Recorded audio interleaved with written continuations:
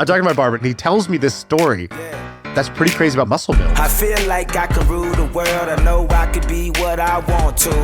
I put my all in it like no days off. On the road, let's travel. So he's cut my hair, and he knows I have the podcast. So every time I go in for a haircut, he just gives me research, and it's great.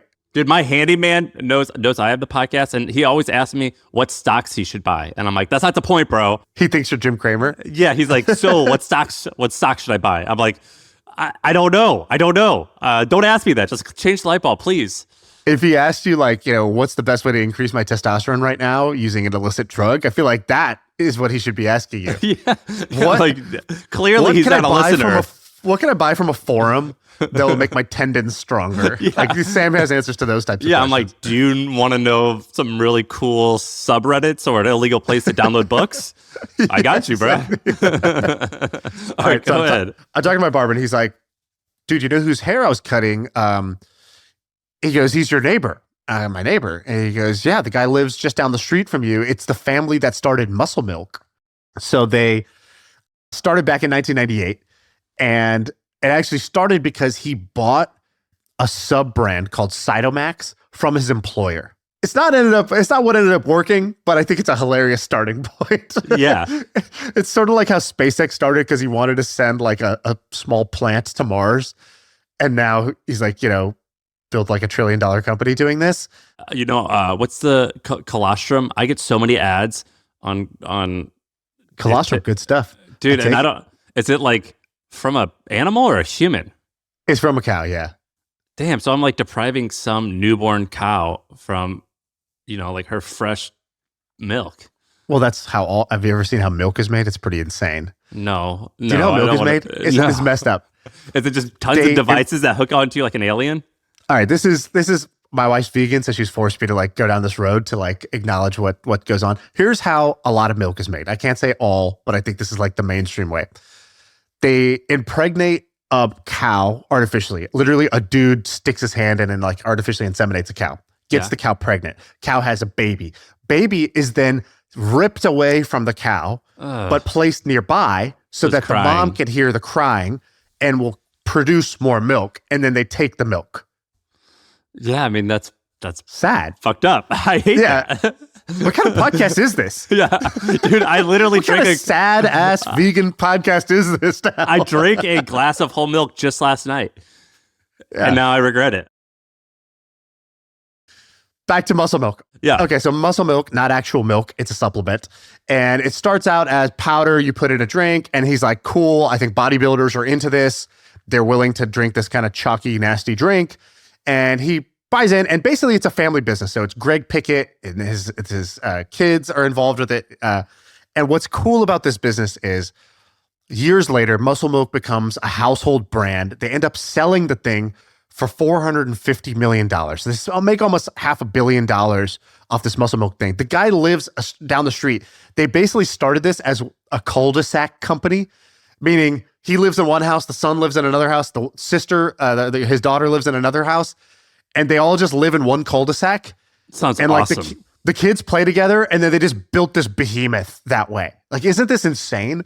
That is badass. So, that is badass. That was like inspiring to me. It's just like a family, like you've heard of a family business, but dude, just imagine the cul-de-sac business. I'm kind of inspired by this, very much in the vein of thinking of find the people you love and do life with them.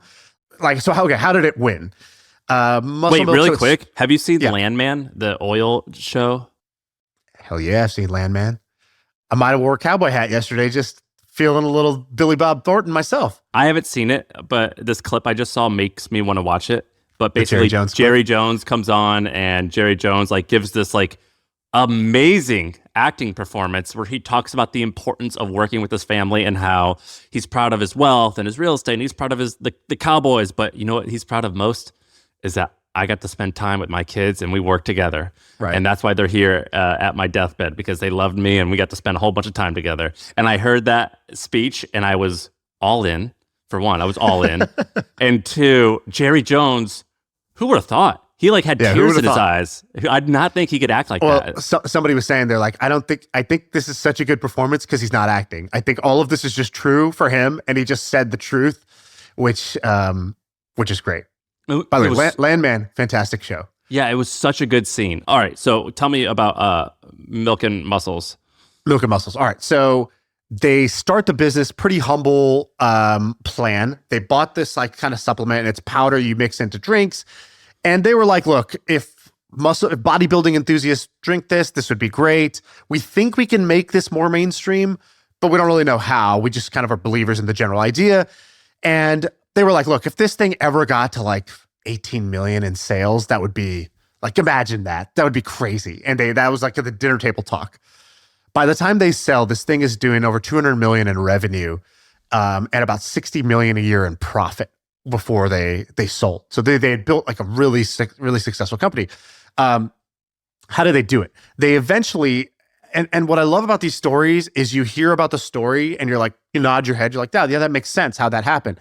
But then you look at the timeline, and sometimes I'll force myself to literally draw out the timeline. So it'd be like, all right, 1998, they start the company. And then I'll draw 99, 2000, 2001, 2002, 2003, 2004. It's like 2004 is when they actually made the product that hit, which is the ready to drink, like we've all seen, the muscle milk carton. And so when you hear that, you're like, okay, cool, 2004, then it really took off, and you just sort of read the numbers and the revenue ramp, and it looks good. But then you zoom in and you force yourself to look at that like 5 or 6 year time period, and you're like, they don't even talk about what they were doing during that time, because it's just like the forgotten grinding out years of trying to make shit happen and staying in the game long enough to get lucky. And what were they doing? They were just selling. They were just trying to sell, and they were selling to like really small niches, but ever expanding out of that niche. And eventually he has an insight. The dad has an insight. And the insight is basically like, hey, you know what? Flavor matters. And he's like, if more people are going to drink this, it's going to be because I get this to taste like dessert. And he realized that the initial market they were looking at, which was bodybuilders, they took pride in drinking nasty shit. And so anytime you tried to make like a fruity, better tasting thing, sweeter thing, they almost kind of rejected it because it felt less hardcore, and they were super hardcore. And that's who the market was. There's a lot of people who like take testosterone or steroids or Ozempic, and a lot of doctors will offer you a pill, a cream, or a syringe. And I've asked the doctors, and they all want the syringe because it feels more like this works better. It's going through my veins. I can feel it. Right. So exactly. Yeah. And I think that's true for the early markets, the hardcore markets. Ben is like this. Ben is an early adopter of every product. As soon as a product gets popular, his interest like completely drops in it, right? Because the fun part was doing the hard thing, getting the edge, being ahead. And so same thing for bodybuilders. So what the genius of the business is that they saw that, hey, okay, the market we see today, the people who are buying it today, actually is different. If we want to reach this other market, we got to like ignore all the signals we're seeing today. So he goes in the lab and he starts doing small batch production, and everybody else was so big that they could only test flavors in basically bigger batches. And so that meant slower cycles. It meant kind of like getting less like tight feedback loops. So what he did was he goes to LA and he starts testing flavors in like 15-gallon increments. And he pours it and he gives it to people, and they're like, too chalky. And he gives them another one, they're like, too sweet. He gives another one, and he finally makes this vanilla flavor that they're like, this tastes like dessert. I love this. And so he brings those flavors into the ready-to-drink beverage, and it just takes off. It goes nuts. And eventually, like, Walmart starts knocking, and Walmart's like, hey, we want to carry this. He's like, dude, we can't even fulfill Walmart. But he's like, all the specialty stores, the GNCs, it's flying off the shelves. And for like the first year, they're like so inventory constrained because he nailed the flavors. So what my barber was telling me, which is fascinating, what caught my attention about this, he goes, so this dude down the street, they created muscle milk, sold it for like $500 million. But the cool part is, he goes, he didn't sell the flavors. I go, what do you mean? He goes, yeah, there's some story. He goes, it's not out there. But the guy, he's like, cut my hair. Yeah, I'm cutting his hair. He's telling me the story. You're putting this barber on blast. It's not like insider trading. He's just telling me it's a really cool story. But he's like, when you go and research, this part's not as reported. So maybe he got some of the details wrong. That's my caveat. But here's what he explained, which was basically when they did the sale, they sell the brand Muscle Milk, they sell the operating business, they sell all the distribution, and then the buyer was like, cool, and the flavors, and they're like, actually, we have our own separate company that does flavors, and we're not going to sell you that company. And they're like, well, we need the flavors. Like, cool, yeah, we'll do a licensing deal. Like, well, we could provide flavors, but we won't sell the flavor company. And again, this is where the details are not reported. So either that's what happened, or right after they sold, they started a new flavor company. Because now this is what the family does. They have this flavor house that they created. And they were like, we're not going to do any brands anymore, but we will do flavoring as like, that's what made Muscle Milk successful. And that's what we're going to do now as a service. And now they've got a bunch of customers for this flavor brand, this flavor house that they've created. And if you look at their facility, it's like this insane, like, huge facility with like a fucking vacuum sealed room. And they're like, oh, we do this technology like spray flavoring where you can add flavor to things that doesn't add any calories. And they're basically, it's all about flavor tech. And I'm just fascinated by flavor houses and flavor technology. It's called Flavor Insights. It looks awesome. And I see like they have a video with the father and his son, and on the about page, it's the whole family. This is my dream, by the way. This is how business should be. Can I tell you why this is even more your dream? While he's building Muscle Milk, he's got a hobby. And I know that you love a man with a real hobby. And his hobby is racing cars. And he has his own racing team that he created. And then he himself races in, I don't know shit about racing, but is it Le Mans? Like that? It's like a famous, I guess, Lululemon track, but it's like the famous thing is like it's a 24-hour race. And so like Ford versus Ferrari and all these things. I think he like won the race, or he performed really well. How impressive is that? Is this like just rich guys doing it, or is he competing against like real racers? I'm not a real race enthusiast, so I could be wrong. But yeah, it's like, dude, like the story Ford versus Ferrari, it was about the time that Ford beat Ferrari at Le Mans. Like, it's like a big deal. Yeah, it's like a movie-worthy deal. Like Rudy-style movie off an underdog winning Le Mans. Right. So DHH, the guy, the Jason Fried's co-founder. He competes in out. Did he? I don't think he won. Did he? He won. Yeah, he won. I think he won the race, and he said he's competed in it 11 times. Yeah, it's sort of like, and oftentimes like the company that wins, they win for some innovative reason, and then like 10 years down the line, that car part that helped them win becomes like the norm. Gotcha. Yeah. So that's like a big deal. Isn't this it's a total like life goals story? Build a killer brand. You stuck with the thing. You built it with your family. You do it in the cul-de-sac. I just think it's amazing. Sell the thing for $500 million. None of his kids are yoked. Right? Like these guys, they don't look very yoked. I'm looking at the family now. Well, as their public defender, here's what I have to say about that. One of the things they talked about with Muscle Milk is they go, we wanted to build a product that everybody would look at it and see a different thing. So they go, women see it as a weight loss product. Men see it as a muscle building product. Some people see it as a snack. Some people see it as a meal replacement. Our goal was to build a product that would basically, solve multiple problems for different people at once. I'm just saying that I want to see some bigger buys and tries on this family photo. They look great. They look very healthy. More importantly, they look happy. The founder's teeth are beautiful. Like, he's got a really nice smile. I just think that we should see a little thicker neck. Can I tell you one other thing?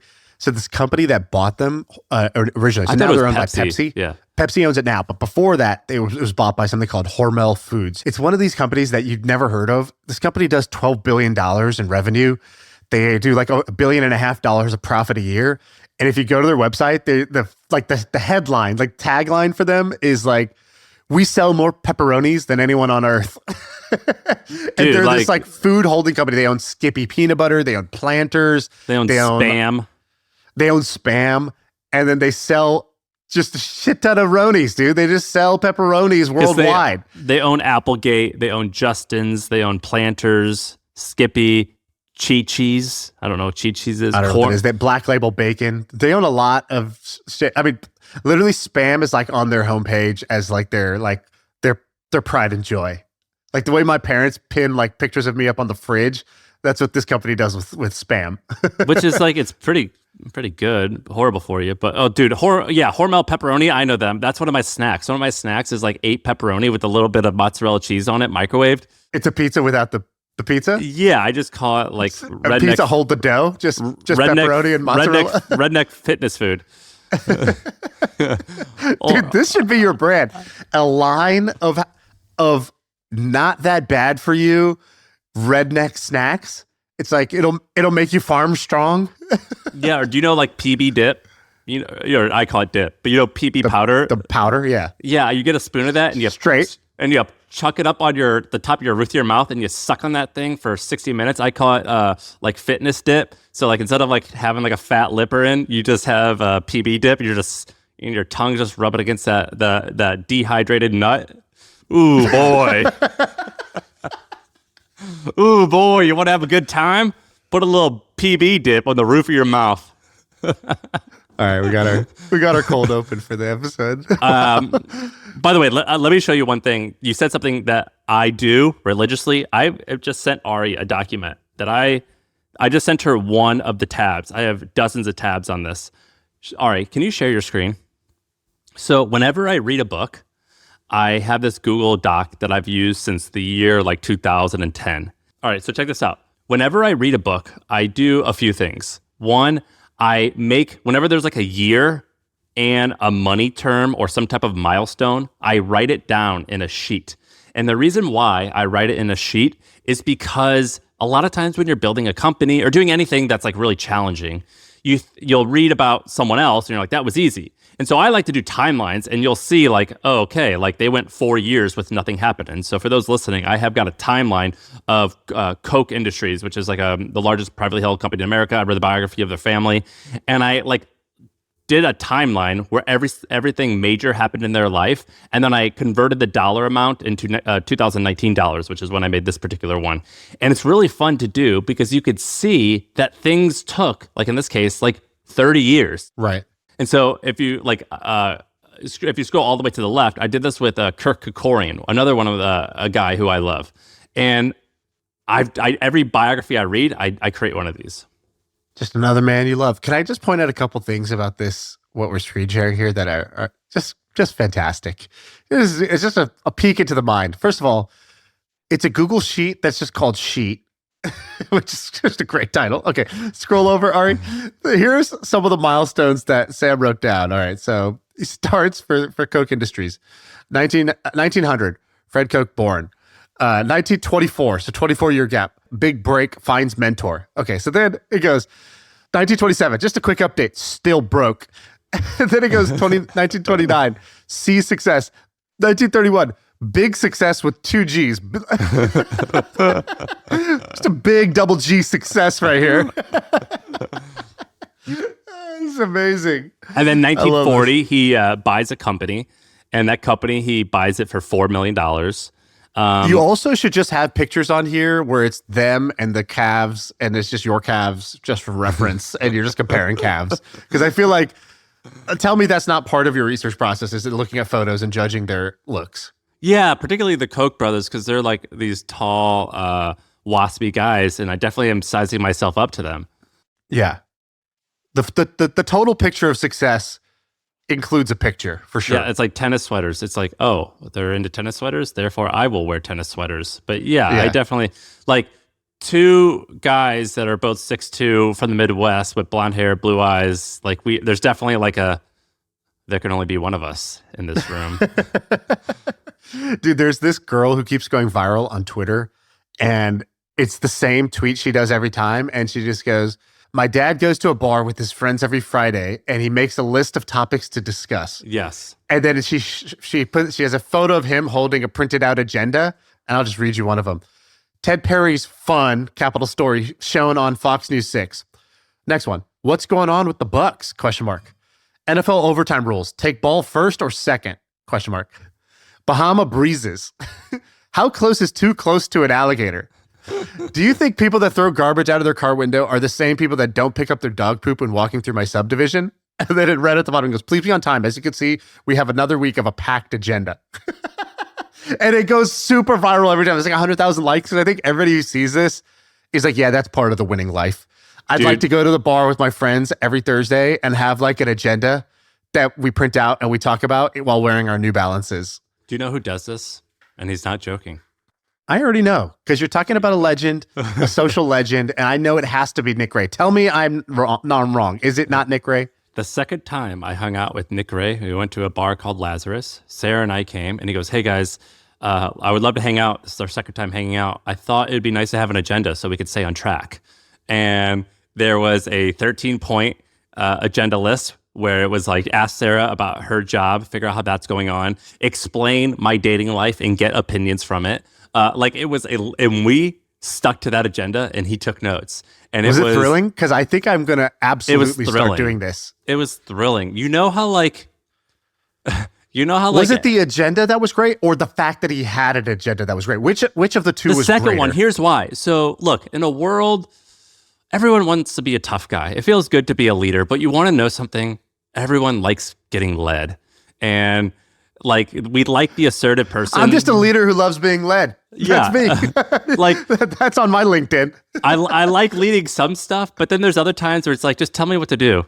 And small talk is one of those things that no one just like tells you what to do. And when there's an assigned leader who has something outlined for small talk, I'm just like, yes, sir, I'll do whatever you like me to do. And thank you, may I have another, sir? Like, it's like the best way to go about doing stuff. And that's what Nick Ray does. Okay. By the way, that's how we do this podcast, actually. We both bring some agenda items and then we discuss in bullet point form. Yeah, I think it's good. And he's done that for years and it's awesome. All right, we're going to normalize having conversational agenda hangouts with an agenda.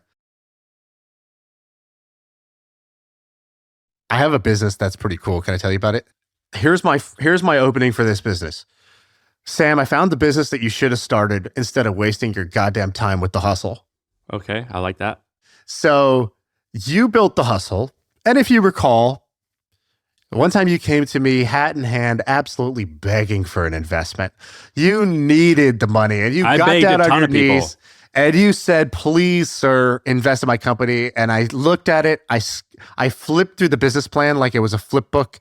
And I just said, no, thanks. No, that's not what you said. You said, look, Sam, you're coming to a knife fight with a knife. I don't even want you to come to this knife fight with a gun. I want you to come to this knife fight with a magic fucking wand. And that clearly... And then I turned away on my heel with a dramatic spin and I left the room. and then you tried to pull the door to open, but it was really a push door. Yeah, exactly. Totally blew it at the end. Did not stick the landing. Like you clearly had just read that on a whatever the equivalent was of Twitter, and you're like, that is now my line. Yeah, exactly. This is back when I was like, I had it written on the inside of my palm, and I was like, Peter Thiel says this magic wand thing, say that to somebody totally owns them no matter what they're doing. But the reality was I looked at the business and you were like, here's what I'm doing. I am creating a media company. So every day we're going to write the news. So every day you had to recreate your product. Yeah, it sucks. Like, ooh, that sucks. It's like, do you get is there any benefit of all the work you did in the last 3 months? It's like, not really. We got to recreate it again. We got to bake that cake every morning. Okay, sounds good. And then you said, and then I was like, cool. So then people pay you certainly for this service that you're doing. You're like, nah, it's free. Oh, okay. And you're like, but then then we have to do a separate business, basically, to a separate customer selling advertisers. I was like, okay, but certainly they're on retainer and it's going to be recurring revenue that's going to stack up. You're like, no. They're just going to, if they feel like advertising, they will. If they don't, they don't. Every month we're going to start back at zero. Yep. And I thought, damn, this is a tough business to win. And that's when I hit you with the knife and the knife fight and blah, blah, blah. Which it is tough-ish to do well. Yeah. And by the way, the best punchline of the whole thing is 5 years later, after you successfully sold the business and got rich doing it, I then copied your business model and did the same thing for crypto and was like, came back to you basically being like, what was the business plan again? How do you do this? So that's the end of that story. Now, here's a better business that somebody created 5 years ago that has the following profile. They don't recreate the product every day.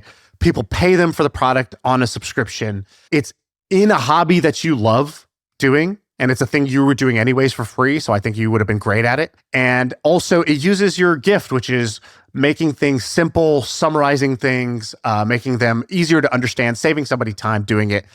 And this person has bootstrapped this business to $200 million in revenue with 30% profit margins. I have no idea. What is this? It's called Headway app, and it is a book summary app.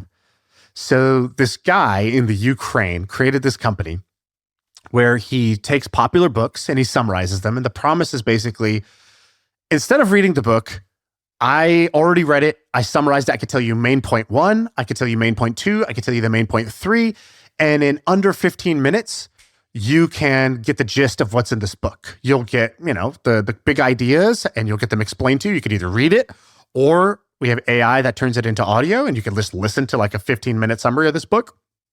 And we've done it for 1,500 of the most popular books. And people pay a simple $12, $13 a month for this. And this has become an absolute juggernaut. So I did not think that these book summary apps could get this big, but damn if that's impressive. 200 million in ARR, 30% profit, built this thing out of the Ukraine. They just raised funding at a $2.3 billion valuation. Right. Holy crap. So you could have done that instead. And I think you would have been great at this. By the way, here's why I said that this you could have done this. Because when I went and looked at their ads, right, the way this business grows, they run ads on TikTok, on Facebook, whatever. And the hook of their ads, tell me if this sounds familiar. My boss thinks I'm a genius, and thinks I read 150 books a year, but actually, I just use Headway. That's their ad? It's not word for word. I just wanted to really bait you with that one, but it's basically the gist of their ads. It's the same value. I invented that ad. I invented that ad. I stole it from someone else and I invented that ad. That's my ad. That's the ad. That's my ad that I took. Yes, I stole that from the Skim and I invented that ad. Their ad is a little bit more like, it'll be the average CEO reads 52 books a year. How many do you read? Right. So they're basically making you feel like a shitty CEO, or it'll say, everyone thinks I went to Harvard with the amount of books that I know. But actually, I just use Headway. Or it'll be, meet the app that all the intellectuals are using. It's stuff like that.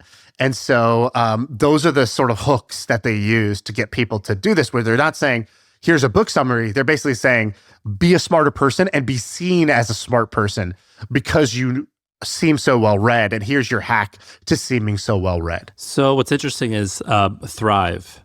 By the way, we should do this for the podcast. It's like, my boss thinks I'm kind of retarded, but know a lot about business. The secret is, I just listened to My First Million. But I still sound a little retarded. My boss is so impressed that I know all these numbers, but then he wonders. But then he fact checks me. My boss is wondering why I have pepperoni in my mouth. This is ridiculous. These guys... So they raised money from Thrive, which Thrive is a big VC investor in ChatGPT. Are they not worried that ChatGPT just does all this? Well, they're themselves using AI for a bunch of stuff. Like if you go look at a bunch of their ads, they're all like AI generated ads. I think, businesses like this that are like super laser focused on one thing, even if you can use ChatGPT to generate a summary, that's not the same thing. And I think, dude, they're not even old. They started in 2019. I know, right? Super impressive. They also have done this other app. So there's this one ad that was like so frustratingly good. It made me pissed that I didn't think of this. It's this simple looking puzzle. Tell me if you've seen this. I don't know how much you use these. Like it's like in a lot of games, this ad pops up, or TikTok. It's this it's like a maze. Imagine a maze. And it's like you start on this dot, you have to get across without picking up your pen. And it just shows somebody trying to do it and they're messing up. Yeah. And it's like, see if you can solve this. Only 5% of people, can solve this, but 50% of fifth graders can do it or whatever. And you're like, I got to see if I can do this. And you download the app. By the way, that puzzle is actually impossible. There is no solution to it. They just put it in. They put a thing that looks simple, but you can't figure it out. You can't figure it out because it is actually an optical illusion. It's actually impossible. But they use it to get you to down. They have this other app called Impulse that's done like 70 million downloads, and it's a brain training app.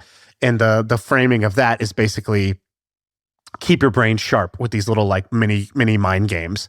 And like, my mom likes a lot of these things because she feels like, I'm getting older. I should have these little things on my phone that keep me sharp. So she plays Sudoku and crossword, and she downloads apps like this. So their skill set, they're just like crazy good internet marketers, and really good like creating apps that retain.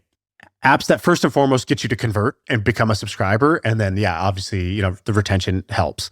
And this guy talks about it, he frames it as micro-learning. He's like, micro-learning is this, how do you get somebody to spend 5 to 15 minutes a day getting smarter? What if you use your phones to get smarter instead of just to waste your time? And so he makes it sound like this grand, noble mission. And at the same time, on the back end, it's just this ruthless funnel that is like, run ads, buy now. Get the download, convert. And like, that's the game. That's what you got to be world-class at. We talked about, remember the Period app or Flow? Were they Ukrainian as well? Yeah, so we did these this guys all have like a crew. There's like these Eastern European app makers where they have these family of apps, and you go look at their website, and they're like raise no funding, and then they'll have like 300 employees, and then their apps will do like 100 million downloads a year, and it's like based out of Kiev or whatever, right? Like this just seems to be a pattern. I think there's like just a very high density of talent that knows how to build this specific type of company. Yeah, they're just like all homies, and they all have this like, I don't know, this idea of like it feels fun to get one over on someone, but then they're like, all right, if we're gonna have that attitude, we should also like provide value so we stick around for a long time, which is like what every internet marketer ever has. They're like, I'm gonna do something shady, and they win, and they're like, oh, but it'd be a lot cooler if the customers came back to us, or if we didn't have to refund people constantly. So let's just like do the shady stuff, but do it for something. Like if I could tell my mom what I do without shame. Which is like what every internet marketer ever has done. But this is badass. How'd you find this? How did I find this? Actually, that's another good story. Have you seen this Twitter account, Arthur Rock? Arthur Rock? I know that Arthur Rock was... No, it's like a parody account. It's Arthur Rock is his account. Have you not seen this? This thing is amazing. All right, so how do you spell Arthur? Bro, just you try to spell Arthur and naturally and just see what happens. You'll land exactly at the right thing. It's A-R-F-U-R. Arthur Rock. Arthur. Okay, so it's this guy who's this like anonymous... He's like this anonymous VC. And what he did is he just created this Twitter account where he just tweets out numbers from companies that are raising money or trying to sell. And he's just like leaks information. And so he's just this giant leak. And so he tweeted out the numbers for Headway app. But if you just look at his feed is like pure signal. Because it'll literally just be like, it'll be like Post Hog, 13 million in ARR, growing 2x year over year. They're currently raising. Crazy. It'll be like, or like somebody will be like, the founder will be like, we're pleased to announce that we raised our Series C from Excel. It's a huge milestone, and we feel so validated. And then he'll just tweet out, he'll quote tweet it, he'll just go 50 million ARR as of November, up 1.8x year to date. Congrats. Or there's like another one that like they raised that $400 million post. They did $6 million in 2024. Congrats. Yeah, exactly. Exactly. Like, how amazing is this? This is like the best Twitter account, right? This is really good. And you know what's funny? And we've seen this again and again and again. These meme people, anonymous meme jokers, are like right a lot. You know what I mean? It's sort of like how Esquire, or what was it called? American, what was the tabloid that like is in the grocery store? Enquirer, National Enquirer? Yeah, the National Enquirer. Like they say a lot of bullshit, but they also like predicted like the Bill Clinton scam or Bill Clinton stuff before everyone, or like the John Edwards affair. And so like I do love following these anon accounts. This guy's great. Yeah, like, dude, he says Hollow, a Catholic prayer app, doing 60 million ARR, growing 3.5x a year. Yeah. Like he did, and he'll also post updates. So in May, he'll be like, Suno, the AI music app, just closed around 15 million ARR in the first year. Lightspeed invested at 500 million post. Congrats. And then that was May. And then in October, right? So like, 5 months later, he just wrote at 40 million ARR now. Right? So this guy's just providing, I don't know, you're not as big of a basketball fan, but like in basketball, there's these two guys who were like famous on Twitter for just like, they just has sources everywhere. So it'd be like Shams and it'd be Woj. And they would just always have intel. And their entire Twitter feed is literally just inside info. And be like, sources say Jimmy Butler wants trade. His list of teams that he wants to go to are these 4. Or it'd be like during the NBA draft, 45 seconds before every pick, they just say, they're taking this guy. And it would just spoil the draft. If I'm one of these Ukrainian guys, like, I don't have the skill set to do this. I'm not technical. But I wonder if you, like, do you ever wonder, why aren't there more people just copying fast-growing companies? Like, There are. That happens a lot. It doesn't. But I think your like answer is actually pretty good, which is, why aren't there more? So actually, I think I answered your question wrong. I was like, no, some people do that. And I think your question is actually correct, which is, why aren't more people doing this? Because like, I don't want to do this because I kind of have a reputation and I don't really want to do it. But if I was a little bit younger and if I had the skill set, which I don't, like if I see a company that's going at like 400x a year, which this guy does, he's like, here's some app that was only doing 5 million in revenue, but they're set to grow 4x. I'm like, yeah, just go to their website and copy that. Yeah, I mean, it's not so easy, right? Like you could copy a product that doesn't get you the customers. And so you have to not only copy the product, you have to figure out how they grow and be as good at growth as them. You can figure that out. You can use all this technology. Honestly, like, here's what their ads say. I'm just going to do that exact same ad. You can, but most people who have that ability, if you're that good, you're also able to create new things from scratch. And I think also what ends up happening is that a lot of things look similar, but they're 80% the same and they're 20% different. But that 20% difference is actually a huge difference, right? It's like if you've ever looked at, we were talking about flavors earlier, it's like the difference between two flavors is like a 0.1% change in a certain chemical, but it'll change, from vanilla. That's the difference between, vanilla and orange soda or whatever, right? It's like it's not that big of a difference on the whole, right? You're doing 80% the same, but it's 20% that's different. And so, I actually advise this and talk a lot about this, which is if you see something that's working, not as a company maybe, but like, let's say a trend or a business model, like, let's say e-commerce or whatever, try to figure out what's working better or worse in a category. And then, if you're going to go into that category, you're probably going to end up, even if you're trying to be super original, you're probably going to end up with 80% of the things the same because that's just how business is. You're not 100% different. But the key is to figure out what is your 20% difference going to be and how well can you execute on that 20% innovation. And I think that's a more humble, honest way of going about things versus I think most people believe they're doing everything 100% original and unique, and that's just not true, right? Like even this is also for content or wisdom, right? Like how many truly original, wise things, I love Naval, but how many of Naval's things are 100% homegrown, not inspired by anything, not similar to anything else that was out there? It's very, very rare, right? Like that's not how anybody does things. Tony Robbins talks about this. He's like, yeah, I learned under Jim Rohn and Jim learned under Zig Ziglar or whatever. And like, it's the same school of thought, but like me putting my twist on it is what makes all the difference. Then you have people like Rocket Internet, which are literally like pixel for pixel clones, but even they operate in different markets. So they'll be like, cool, we're building Amazon in Thailand. Amazon for Brazil or Thailand or whatever. And turns out once you try to do that, you're going to like over time, and a lot of things are going to end up different. All right, let me tell you a story really quick about some investment thing that I heard about that I would never do, you would do, but it's a thrilling story. Okay. Let me guess. It's obscure, overly complicated, doesn't really make a whole lot of sense, too much risk, and will end up netting less than the S&P 500 in the long run.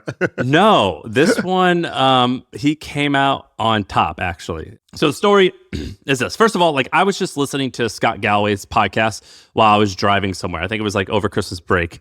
And something happened at the very end of the podcast that I was with Sarah, and I literally pulled over to the side of the highway. And I was like, are you listening to this? And she's like, shut up. No. But I'm like, all right, but this is actually amazing. Can we get an instant replay on YouTube of your wheel diagram you just did? How big is your wheel, dude? You're like literally driving a school bus? What was that? It's like a ship. Arms it's a ship. fully outlined. It's like a tractor that you're driving. Yeah, it's a ship.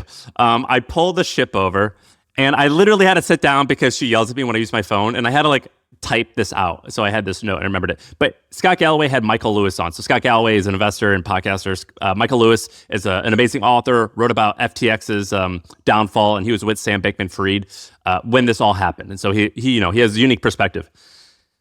In the 45-minute part of this like 50 or 55-minute episode, Scott Galloway just mentioned something where he's like, yeah, I bought some of the bankruptcy claims against FTX. And Michael Lewis started talking about something else. And then Michael Lewis goes, wait. What? you made a good investment where you bought the FTX claims. What was that about?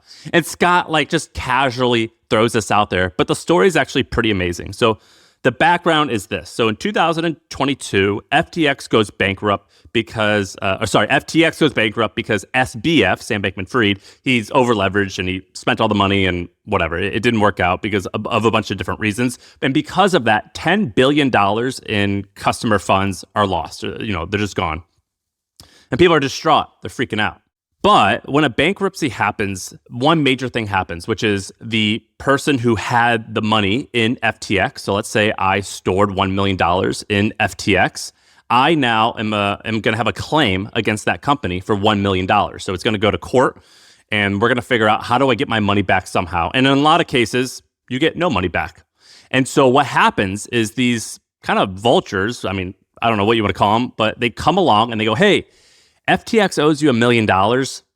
You're probably not going to get that back. You might get that back, but I'll tell you what, you have $1 million claim. I will buy that claim from you for $100,000. So you get the $100,000 today, whereas the other outcomes are potentially you eventually get nothing, or maybe you'll get a little bit more, like $100,000, $200,000, $300,000, but it's going to be in like 4 or 5 years and you don't even know for sure. So just let me buy your claim. And so sure, you could do that. So it creates a market when that happens. But Scott Galloway, he's kind of a strange guy. And he had this quote on this podcast where he's like, when I see fire, I run towards it. Because I've known enough, seeing a lot of bankruptcies, that when a bankruptcy happens, there's opportunity. And so Scott Galloway, he reads the paperwork about the claim or about the bankruptcy. And what he notices is that Sam Bankman-Fried, unlike a lot of different Ponzi schemes, a lot of times with Ponzi schemes, they're spending this money on coke, hookers, planes, like party shit. SBF maybe did a little bit of that, but you want to know what he was a real degenerate about? Venture investing. He loved investing in companies. And one of the companies, he invested in a few, and I think a lot of them didn't work, but one of the big ones that he invested in was he invested in Anthropic, which is like the number 2 or the number 3 best AI company. And Scott looks at the numbers, and they don't actually say what the valuation was they don't say the valuation of Anthropic when Sam Bankman-Fried invests in them, but what they say is that he invested $500 million, and Scott does a little math, and he's like, I think the valuation was around $5 billion, meaning SBF owns 10% of this company. And this was happening 2 years ago. He's like, I think Anthropic is going to raise money at a $10 billion valuation, and then eventually one day at a $60 billion valuation, which, by the way, as of today, there are rumors that that's happening. And because of that, I think I can buy a claim for 20%, so $1 million claim for $200,000. And if you do all the math, I think I could actually triple or quadruple my money based just off this venture return, let alone if we ever are going to claw back any of the crypto that was lost.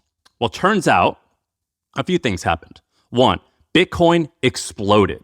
And because of that, well, not because of that, but they were able to recap or claw back a lot of the money, and Bitcoin exploded. And so a lot of these people are going to be getting back a lot more money than they actually had in there because the money, the Bitcoin was just sitting there growing. And also, Sam Bankman-Fried investments, one of them killed it, knocked it out the park. And so I think now the people who lost money, they're getting something like 125% of their money back, which is not bad for a Ponzi scheme that you were a victim of. Scott said the numbers. He goes, I bought $250,000 worth, and I bought $1 million claim for $250,000, and I sold it for 90% of the million. So he tripled his money.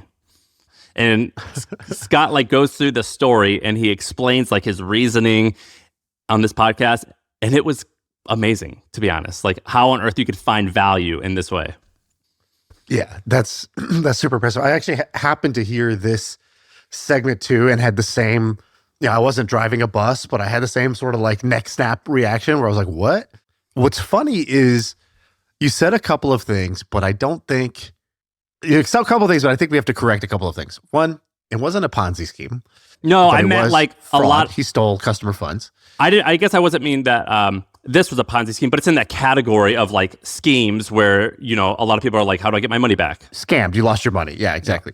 The other thing is that he was saying, I valued FTX's stake in Anthropic at $4 billion, but that's not really what happened. So they sold their stake for $800 million. So I think he put in 400 or 500 million and they sold it for 800 or 900 million in the liquidation. And so it wasn't the Anthropic investment that really paid off.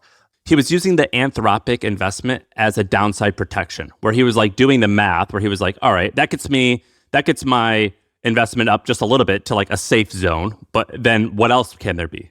Yeah, exactly. So I think his math was wrong. So he said in the thing, he goes, I valued the Anthropic, based on the Anthropic stake, I thought it was worth $4 billion. The total claims were $9 billion. So I thought Anthropic was giving me 44 cents on the dollar for every dollar of claims that I would buy. Claims were selling for 22 cents on the dollar. So he says, to me, this is the easiest trade I ever made. But the reality is that the Anthropic stake ended up being worth less than $1 billion, right? So it would have been 10 cents. So he got it right, even though his logic was wrong. And we had Sheil on the other day, and he basically said his two best investments kind of worked out the same way. He's like, I bought NVIDIA in 2017 because I thought that crypto mining was going to take off.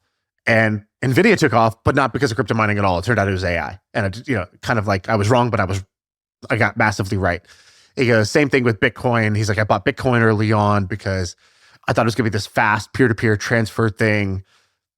Turns out that was all wrong, but Bitcoin went up anyways because of this other store of value, gold, digital gold use case.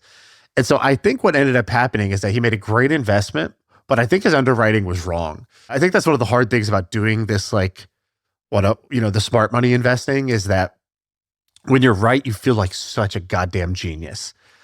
And when you're wrong, you chalk it up to, whatever. You sort of either mentally block it out. You either say you were wrong or you think maybe one of your assumptions got a little off. But there's also this weird state where you can end up right, even though your underwriting was wrong, and you conflate kind of like luck and skill. And I guess the question is, I guess like that's one of my observations I've had in this process of like, as I do my own investing and get some things right, get something wrong, I talk to other people. It's very humbling to realize how much of this, even your wins aren't yours. They're not your wins because you got so much of it wrong. Well, and there's another learning that I had, which is finding value in crap. Like this story, like this was the worst. This was the worst asset, the worst company. Like you don't want to touch this because A, it's like a scam. So like there's a no-go there. And B, it's like a reputational ruiner. Like who wants to be involved in this guy? And then it's like, I have so much better things to do. Why would I waste my time with this pile of shit? And what was interesting was seeing Scott walk through his reasoning on how he can still capture value from a horrible situation. And I thought that was really intriguing because that is not how I tend to do things. Like, what did they say? Trying to catch a falling knife. Like, yeah. When something's bad, it's just going to get worse and just stay away. But that's not always the case. Dude, when I went to Monish Pabrai's house and we recorded that podcast together, we did the podcast. And then at the end, he's kind of just like touring me around and I go to his desk where he works. I like seeing like literally where you sit when you work. I think the environment kind of tells a lot. And he has this placard on his desk, like the way you would have like if you walk into a bank or whatever, it would be like the name tag of the bank manager or something like that. But instead of a name on it, it just said, "Trouble is opportunity." And literally he was reminding him, he wanted this on his desk because in those moments where there's panic, where there's trouble, he wanted the reminder that trouble is opportunity. And not all trouble is opportunity, right? Like one of his isms that he took from Charlie Munger and Buffett is he puts things in what he calls the too hard pile. So he's like, yeah, I look at 100 opportunities.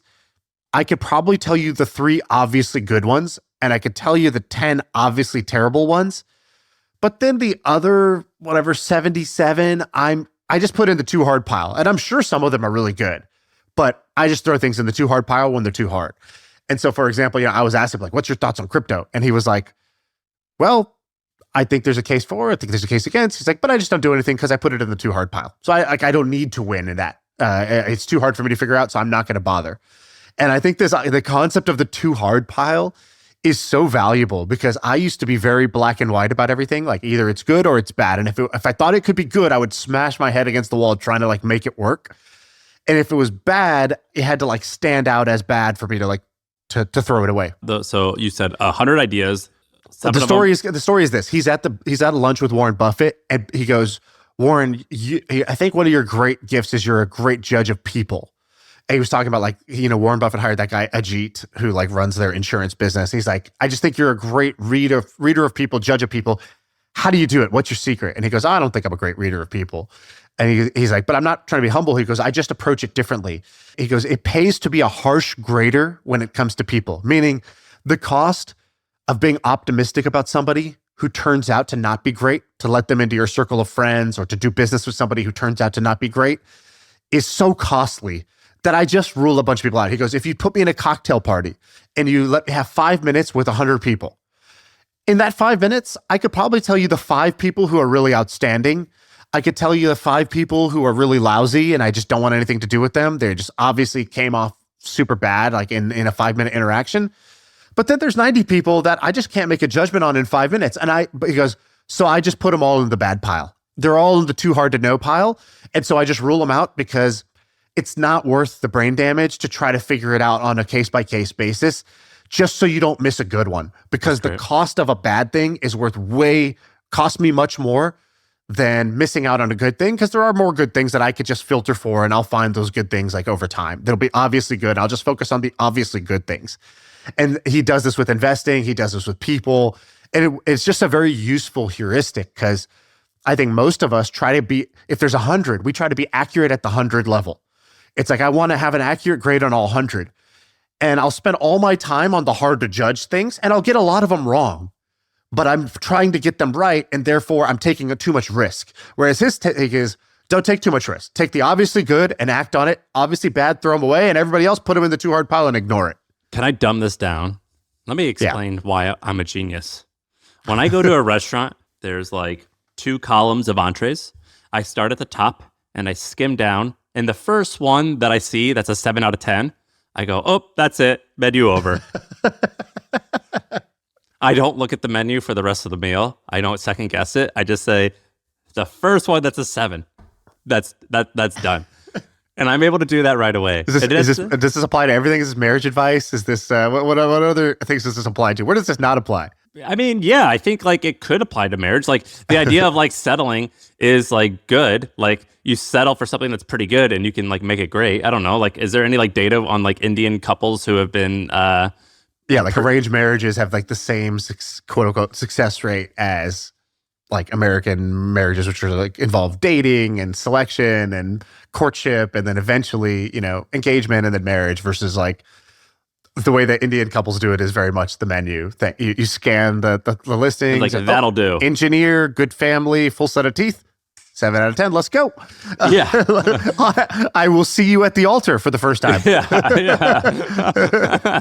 And then you high five. No, I just think that's how I order. Like I've done that for years. It's just, I just don't want, I want less choice. And I think what Warren Buffett is actually saying similar, which is like, I know for certain that these 3 are fine enough. Therefore, I don't care about the rest. Yeah. You know that book, the Mark Manson book, Subtle Art of Not Giving an F? Like I think that book, it got so popular that it sort of got written off. You know what I mean? Like, do you ever hear a smart person being like, man, I learned so much from this book, The Subtle Art of Not? Like, it's not like a cool intellectual thing to reference because it's pop. It's like pop. So popular. It's mainstream. Yeah. It's like if I'm like, oh, I really like Justin Bieber's music. It's like, okay, what? That's like a low status thing to sort of say. But there, he brings up one good point in the book. The book is basically around one point, which is, life is not about caring about everything or not caring about everything. It's about choosing, assume you have a limited set of, F's to give in your pocket. Like you got 5 to give, choose wisely, choose the things you're going to care about. So like, the menu, you just don't have to care to get that right. And that's kind of like the Warren Buffett, like you could just throw a bunch of things into the too hard pile and ignore them. And then like, there may be a few decisions where actually getting it right really, really matters. And then you have enough bandwidth to actually care about those things because you're not caring about everything. Yeah, I think that's good shit. What do you want to do now? I want to give you one other story. Have you heard this Bill Ackman story of his running into the fire when everybody else was running out story? His 4-hour investment decision. Do you know this one? Oh man, I thought it was like literally a fire. Well, kind of. It was the '08 crisis, which I think to people on Wall Street felt like, the giant fire. Oh, you mean Bill Ackman, the famous Twitter influencer? He invests? Wait, he's an Bill, investor? We're joking. I hope you're still coming on later. All right, so he tells the story of it's '08, the financial crisis happening, banks are failing, like Bear Stearns fails, and then this other bank is going to fail, and people don't know what's going to happen, widespread panic, and the bank Wachovia was on the brink. And basically what he did was he's like, I had 4 hours. I spent 4 hours just looking at the business of Wachovia and came to a decision in 4 hours that the panic was overblown and that Wachovia would be saved, and that Wells Fargo, which ended up buying Wachovia, was far healthier than the market believed in that moment of panic. And so he made a huge investment, and it was like one of his most lucrative investments ever. And it was a 4-hour decision, and it was made at a time of extreme panic when trouble was opportunity. And when everybody else was just running out, screaming, he was calm and basically looked at the situation and assessed the risk return differently, which is sort of like what you're talking about with the Scott Galloway, when FTX just feels taboo in every way and it feels like, the worst possible situation. And he's like, cool, it's the worst possible situation at a price. And there's a price for everything. And the price, for him to buy those claims at 22 cents on the dollar turned out to be the right price. Dude, Bill Ackman's also like 6'4", I think. We should, yeah. Which is pretty cool. We should create an index for CEOs above 6'2", and I bet it'd do all right. All right, so he bought, 178 million shares at $3.15 a share. So he spent $560 million after 4 hours of thinking, and his estimate was that it was going to be worth more than double that. And the next week, Wachovia bought it at about $7 a share. So he basically doubled $500 million in a week. That's insane. All right. Well, that's cool. Bill Ackman's great. All right. Great story. Great story. All right. I think that's a pretty good podcast. What do you say? I think that was all right. All right. That's it. That's the pod. I feel like I could rule the world. I know I could be what I want to. I put my all in it like no days off. On the road, let's travel, never looking back.